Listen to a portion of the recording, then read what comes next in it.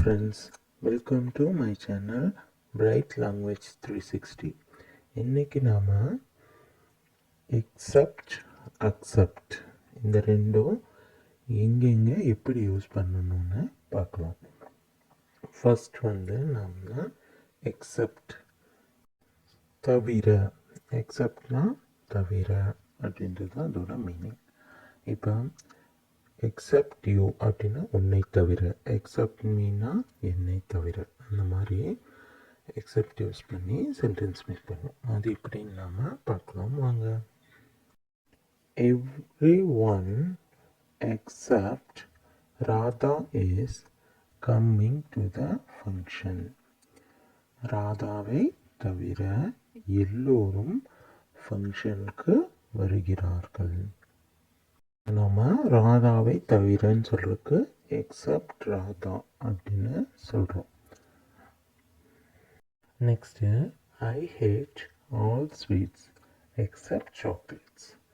எனக்கு சாக்லேட்ஸ் தவிர எந்த இனிப்புகளும் பிடிக்காது. அவங்களுக்கு வந்து இனிப்பே பிடிக்காது, ஆனால் சாக்லேட்ஸ் மட்டும் பிடிக்கும். அதுக்கு தான் எக்ஸப்ட் சாக்லேட் அப்படின்னு சொல்கிறாங்க. Next I like fruits accept grapes. எனக்கு ஃப்ரூட்ஸ் எல்லாமே பிடிக்கும், ஆனால் கிரேப்ஸை தவிர. அதனால் எக்ஸப்ட் கிரேப்ஸ் அப்படின்னு சொல்லணும். Next this shop is open all days accept Monday.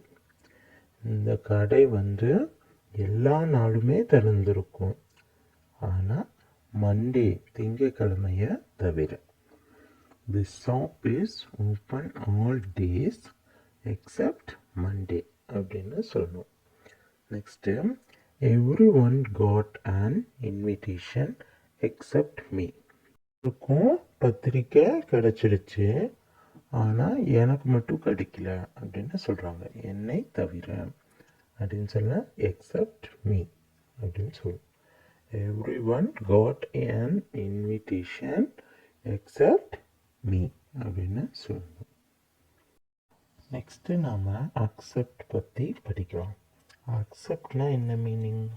ஏற்றுக்கொள்வது, அக்செப்ட் பண்ணிக்கிறதுன்னு சொல்லுவோம்ல, அந்த மாதிரி சொல்கிறதுக்கு வந்து ஏற்றுக்கொள்வதுன்றது மீனிங். இப்போ எக்ஸாம்பிள் பார்க்கலாம். அவள் வேலையை ஏற்றுக்கொண்டாள். அதுக்கு இங்கிலீஷில் she accepted the job offer. இது வந்து முடிஞ்ச ஒரு விஷயம், அதனால் நம்ம கூட ஈடி சேர்த்து சொல்லியிருக்கோம் accepted. அவள் வேலையை ஏற்றுக்கொண்டாள், அதாவது முடிஞ்சிருச்சு, அதனால் இது வந்து past tense. past tenseல நம்ம சொல்லும்போது ஈடி சேர்த்து சொல்லணும். she accepted the job offer அப்படின்னு சொல்லணும். Next I hope you can accept my apology. எனது மன்னிப்பை நீங்கள் ஏற்க முடியும் என நம்புகிறேன். ஐ ஹோப் யூ கேன்னா வந்து முடியும்.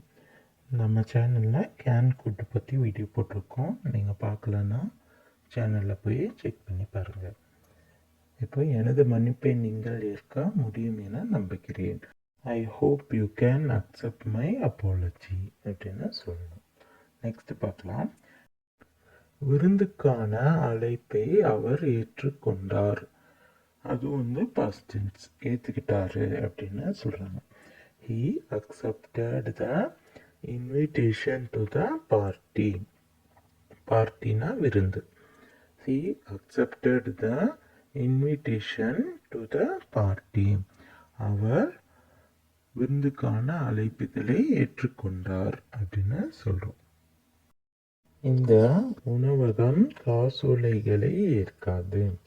This restaurant does it not accept cheque. செக்குனா உங்களுக்கே தெரியும், நம்ம பேங்க்ல எல்லாம் செக் கொடுப்போம்ல, அதுதான். அதை தமிழில் காசோலைன்னு சொல்லுவோம். ரெஸ்டாரண்ட்னா உணவகம். இந்த உணவகம் காசோலைகளை ஏற்காது. This restaurant does not accept cheque அப்படின்னு சொல்கிறாங்க. இப்போது உங்களுக்கு நல்லா புரிஞ்சிருக்கும்னு நினைக்கிறேன்.